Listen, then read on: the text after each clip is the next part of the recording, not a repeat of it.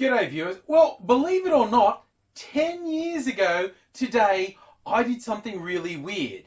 I shot a video while sitting on the toilet. And since then, I've arguably done considerably more weird things, namely continued to upload videos to the internet for the entertainment, amusement, and frustration and anger making of complete strangers. And that includes, of course, anyone watching this. Are you a stranger? Are we friends? Are we acquaintances? Are we connected in some way that couldn't be defined more than 10 years ago? What I'm saying is today's my 10th anniversary on YouTube. Now, to mark the occasion, I could have done a really over-the-top supercut reflecting on everything that happened over the years, but so much has happened, that just seemed really difficult. And I thought I would talk to my core audience, people who are still with me. Some people have been with me literally the entire journey. Some have been anywhere from, the last week to a couple of years to 5 years ago. Basically, if you're with me, this is for you. And if you just hate watching this to say something spiteful, maybe you should get a life, because I don't even know who you are. It's interesting that at this point in YouTube history, some people are doing what they call a roast myself video. This idea was pushed by one of the very old school YouTubers, Ryan Heger of the Nega Heger channel.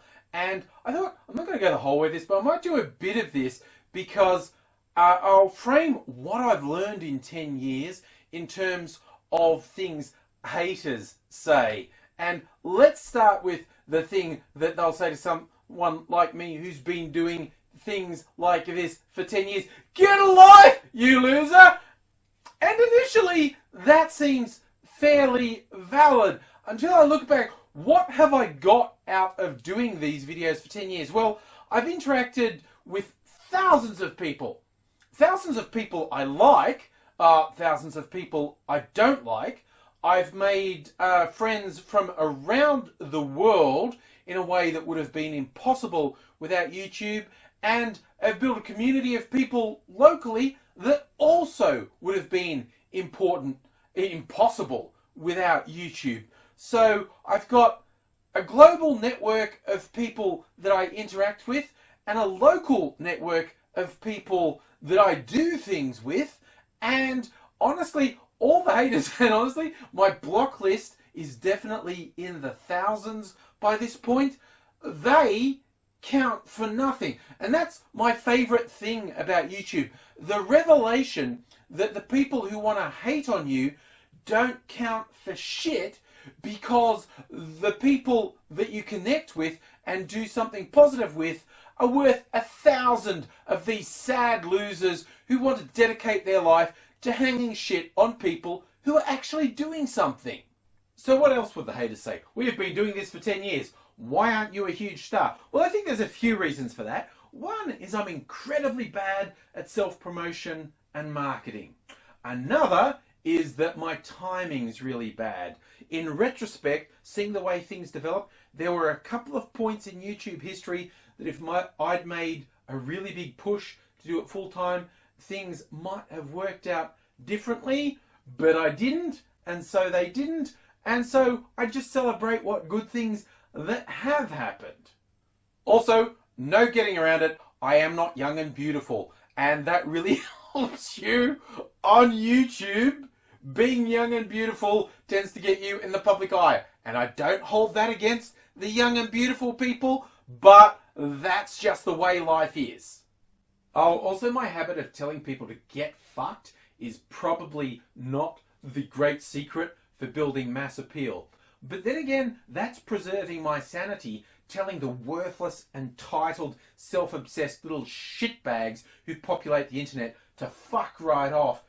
That keeps me sane, and I have a day job. And honestly, giving up my day job doesn't make sense unless I'm in the top 1% of 1% of YouTubers, which ain't gonna happen. So I'm happy to do this for fun, to have a creative outlet, to interact with people, to say shit I want to say on my terms, and fuck mass acceptance. I joined YouTube about a year after the site existed, when it was just starting to get big. And when people were making videos then, there was no concept of being a YouTube star who made money, but it was kind of like, hey, if I do stuff, people might watch me and I might get attention, and that might be fun, so I'll do stuff just to reach out to people. Then, of course, came the partner program and other ways of getting paid, and so a whole different wave of people came in who started YouTube with the intent of being YouTube famous and making money. And there's nothing wrong with that, but that wasn't the world that I started in. YouTube's what you make of it. If you want to be famous, maybe that'll happen for you. If you want to just interact with people and connect with people, you can definitely do that. Don't listen to people who say, there's no such thing as the community anymore, because they're probably the problem when it comes down to it.